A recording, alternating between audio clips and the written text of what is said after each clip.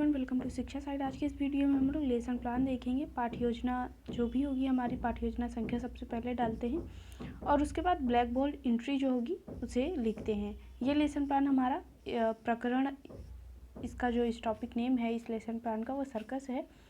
तो सबसे पहले आपको ब्लैक बोर्ड एंट्री करनी होगी। जो भी आपने ब्लैक बोर्ड एंट्री की है उसका छोटा रूप आपको अपने लेसन प्लान में लिखना होता है, तो उसको करेंगे। और उसके बाद आपकी जो फर्स्ट हेडिंग होती है सामान्य उद्देश्य। और सामान्य उद्देश्य बताने के पहले आप अभी हमारे चैनल पर नए हैं, अभी तक आपने हमारे चैनल को सब्सक्राइब नहीं किया है तो प्लीज़ कर लें। साथ ही साथ बेल आइकन को प्रेस करें जिससे वीडियो अपलोड किया जाए तो उसका नोटिफिकेशन आप सभी को मिल जाए। और अगर आपको ये लेसन प्लान पसंद आता है प्लीज़ वीडियो को लाइक करें, अपने दोस्तों के साथ इसे ज़रूर शेयर करें। तो सामान्य उद्देश्य आप सभी को बताते हैं। सामान्य उद्देश्य आपके सब्जेक्ट से रिलेटेड होगा। हिंदी विषय पे आप टीचिंग क्यों कर रहे हैं ये आपको यहाँ पे लिखना होता है। तो बच्चों की हिंदी विषय में रुचि विकसित करना, बच्चों को अपने राष्ट्र और राष्ट्रीय भाषा के महत्व को समझाना, बच्चों में कल्पना शक्ति और सृजनशीलता का विकास करना, बच्चों में कविता को लयबद्ध रूप से पढ़ने की क्षमता का विकास करना। और इसके बाद विशिष्ट उद्देश्य। विशिष्ट उद्देश्य आपके टॉपिक से रिलेटेड होगा। आप उस टॉपिक पे टीचिंग क्यों कर रहे हैं या प्रकरण जो आपका सर्कस है इस पे टीचिंग आप क्यों कर रहे हैं। तो सबसे पहले संज्ञानात्मक पक्ष। संज्ञानात्मक पक्ष में आप लिखेंगे ज्ञानात्मक। छात्र सर्कस के बारे में बता सकेंगे, छात्र विभिन्न प्रकार के जानवरों के बारे में जान सकेंगे। दूसरा बोधात्मक है, छात्र सर्कस देखने तथा पढ़ने के बाद अपनी भाषा में व्याख्या कर सकेंगे।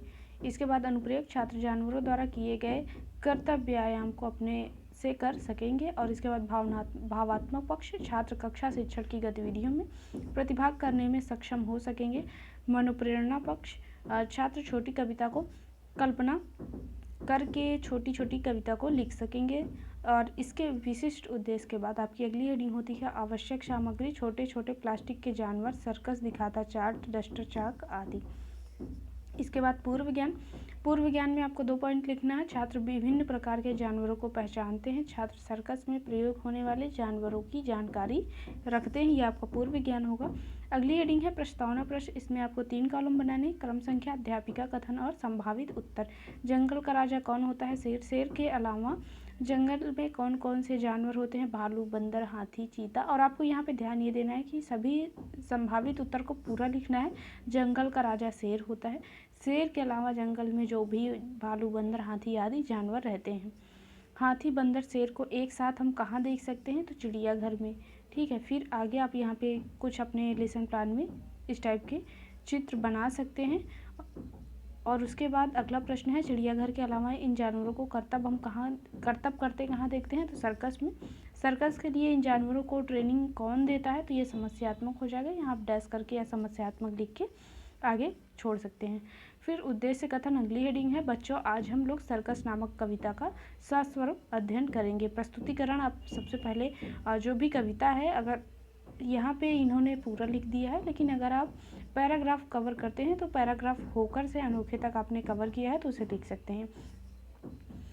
और इसके बाद यहाँ पे आप देख सकते हैं इन्होंने अपने लेसन प्लान को बहुत ही क्रिएटिव तरीके से बनाया है। जो भी क्रिटिसाइज़ करने आएगा उसके ऊपर इन सभी चीज़ों का इफेक्ट ज़रूर पड़ता है। अगर आप फाइनल टीचिंग के अलावा डेली टीचिंग के लिए भी बना रहे हैं तो अपने लेसन प्लान में इस टाइप की क्रिएटिविटी ज़रूर करें।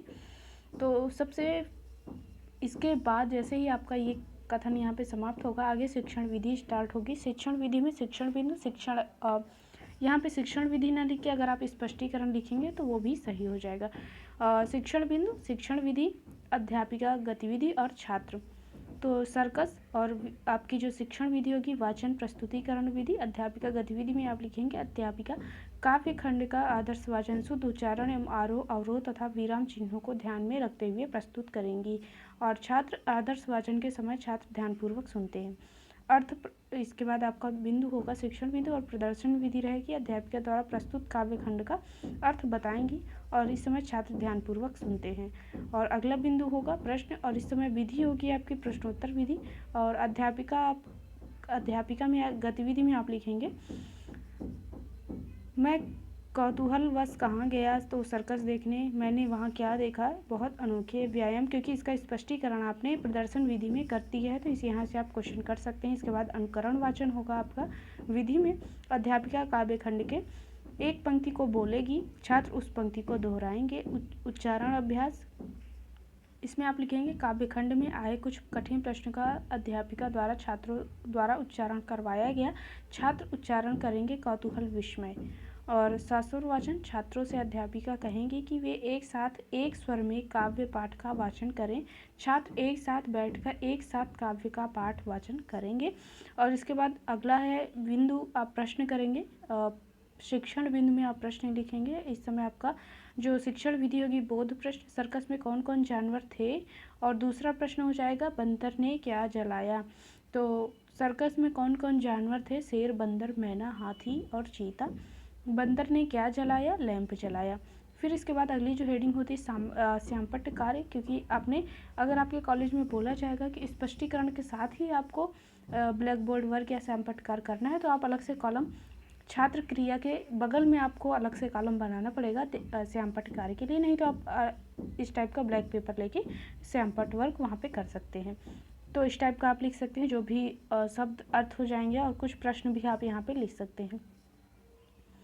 और इसके बाद व्याख्यात्मक प्रश्न होगा आपके स्पष्टीकरण में। शेर कौन पकड़कर लाया, एक मनुष्य पिंजरे में बंद करके ले आया, किसके किसके बीच लड़ाई हुई, तो मैना और बंदर के बीच। आगे की हेडिंग है आपकी प्रस्तुतिकरण के बाद निरीक्षण कार्य, इसमें आप लिखेंगे अध्यापिका द्वारा कक्षा में घूम घूम कर छात्रों का अवलोकन किया गया। और इसके बाद गृह कार्य आप लास्ट में लिखेंगे। मूल्यांकन कार्य, समानार्थी शब्द लिखें, बंदर, शेर, तोता, मित्र, और विलोम शब्द लिखें, साहसी, स्वतंत्र, प्रसन्नता और दयालु। इसके बाद अगली हेडिंग गृह कार्य, गृह कार्य के अर्थ को अपनी भाषा में लिखें, करतब दिखाती हाथी का चित्र बनाएं। हेडिंग आपके कॉलेज में बताई जाएगी कौन सी हेडिंग, जैसे मूल्यांकन कार्य पहले आएगा या गृह कार्य, तो उस टाइप से आप अपने हेडिंग को इधर उधर कर सकते हैं जैसा आपके कॉलेज में बताया जाएगा। अगर आपको ये लेसन प्लान पसंद आए तो प्लीज़ वीडियो को ज़रूर लाइक करें, अपने दोस्तों के साथ ज़रूर इसे शेयर करें।